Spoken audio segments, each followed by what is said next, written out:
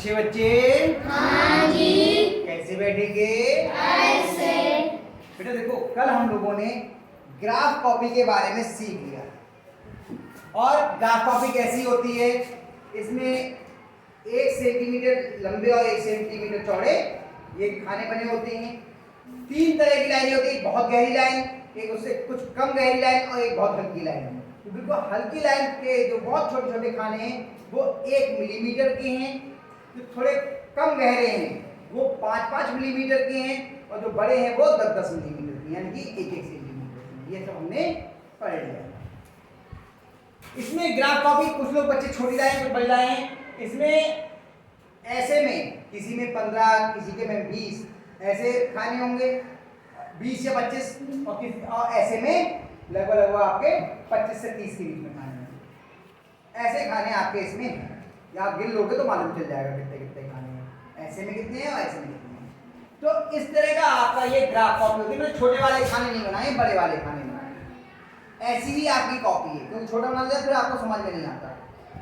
इसमें एक लाइन ये क्षैतिज है और एक लाइन ये ऊर्ध्वाधर है। इसे क्या कहते हैं? ऊर्ध्वाधर, और इसे बोलते हैं क्षैतिज। इसको बोलते हैं एक्स अक्ष। क्या बोलते हैं? यहां से देखना, यहां से समझने की चीज है, तो आपको ये समझ में कार्तीय तो समझ में आना शुरू हो जाएगा, आगे आगे आगे काम आएगा। और ये खड़ी वाली लाइन है, इसको बोलते हैं वाई अक्ष। क्या बोलते हैं? जो पड़ी वाली लाइन है इसको बोलते हैं एक्स अक्ष, और जो खड़ी लाइन है इसको बोलते हैं वाई अक्ष। और जिस बिंदु पर ये एक दूसरे को काटती है, यहाँ काट रही है ना, ये ऐसे आ रही है और ये ऐसे आ रही है, इस बिंदु को हम बोलेंगे मूल बिंदु। क्या बोलते हैं? मूल बिंदु।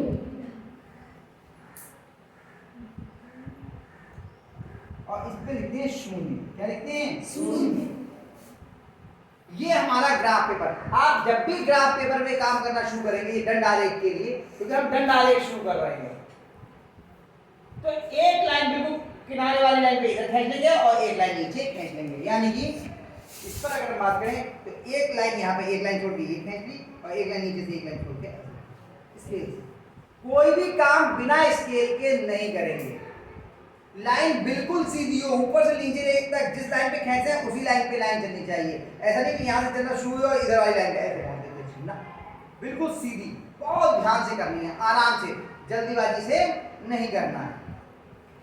हम लोगों ने जो आंकड़ों का जो निरूपण था पिक्टोग्राफ के द्वारा कर चुके हैं हम लोग, यानी चित्रालेख के द्वारा। आंकड़े क्या होते हैं, आरोही क्रम, अवरोही क्रम, टेली चिन्ह की सहायता से वार्ता सारणी बनाना, ये सब काम हम सीख चुके हैं। आज हम नए तरीके से आंकड़ों को प्रदर्शित करना और उनको पढ़ना ये सीखेंगे।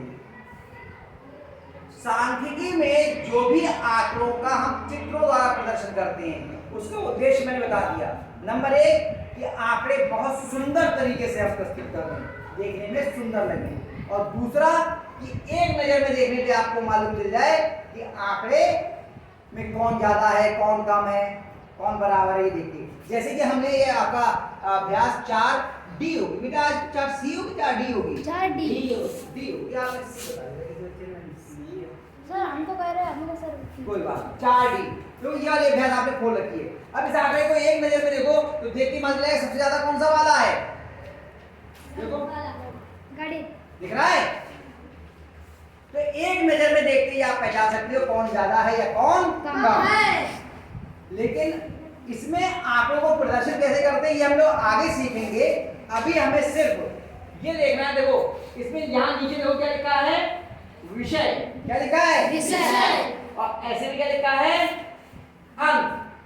लिखा है वो ऊपर को, यहाँ पे लिखा है अंक, और नीचे क्या लिखा है? विषय। इधर लिखा है वो विषय।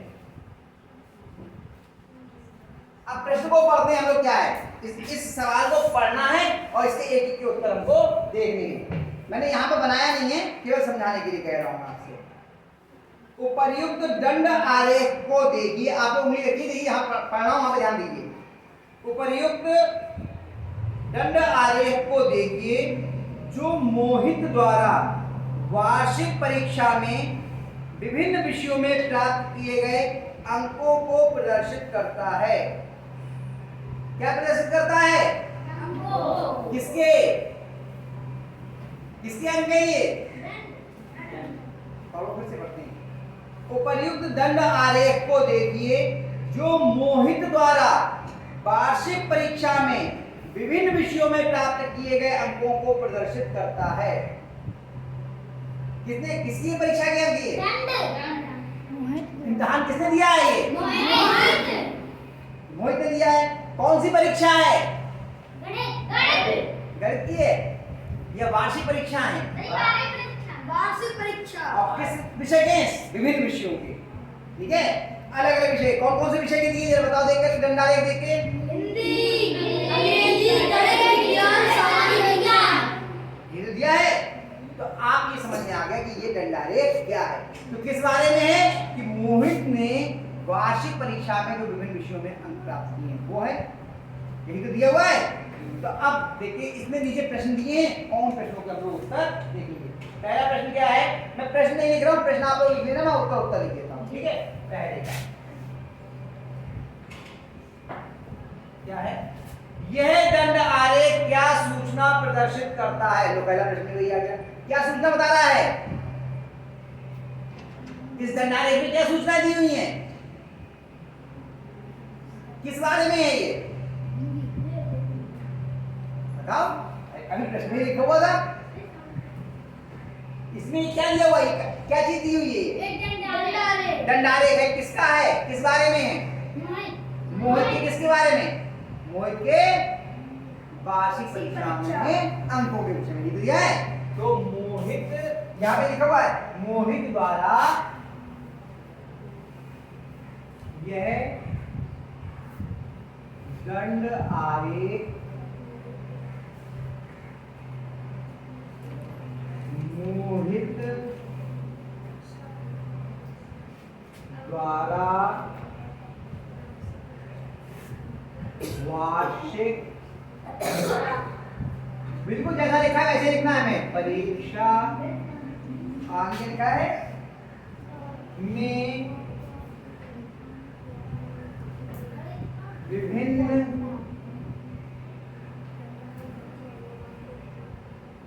विषयों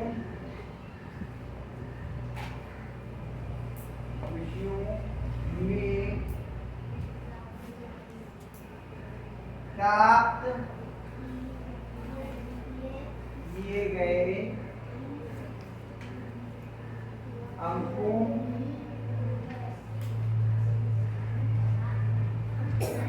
की सूचना प्रदर्शित करता है। ये पूरा का पूरा कहां से लिखा हमने? ये लिखा हुआ है, ये तो लिखा हमने, ये लिख दिया। अच्छा, दूसरा प्रश्न क्या है? किस विषय में मोहित ने अधिकतम अंक प्राप्त किए हैं? बताओ, किस विषय में अधिकतम अंक प्राप्त किए हैं? किसने प्राप्त किए हैं? लिखा है सबसे ऊंचा डंडा कौन सा है?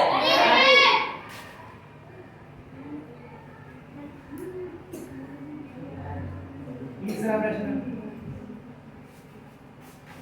किस विषय में न्यूनतम अंक प्राप्त किए हैं? बताओ, न्यूनतम मतलब सबसे कम। इसके रखे इसके रखे देखो नीचे कौन सा है? सामाजिक विषय कौन सा है? सामाजिक विज्ञान। सामाजिक विज्ञान।